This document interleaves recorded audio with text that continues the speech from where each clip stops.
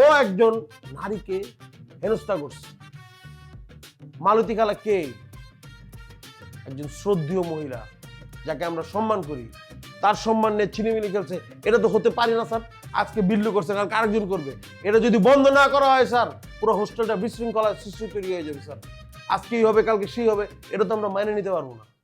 আপনি বিল্লুরে যেমনি পারেন এন থেকে বহিষ্কার করেন, আদারওয়াইজ ঘটনা কিন্তু ঘটে যাবে, আন্দোলন হবে। নারীদেরকে খুব সম্মান করস, তাই না? অবশ্যই, এটা নতুন কি? এটা তো আমি জানি রে নাসির, নারীকে কত সম্মান করস। এত কিছু বুঝি না স্যার। আপনি বুঝতে পারতেছেন আমরা কেন আসছি আপনার কাছে? আপনি যদি না বুঝেন আবার বুঝে দিচ্ছি। ইদানিং তো মানুষ না আন্দোলন বেশি করা শিখে গেছে, তোর আন্দোলনে যাবি তো।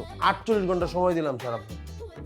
এই 48 ঘন্টার মধ্যে আপনি যদি বিল্লুরে এখান থেকে পরিষ্কার না করেন, এক দফা এক দাবি, এক দফা এক দাবি বুঝেন, পদত্যাগ। বাকিটা আপনি বুঝে নেন।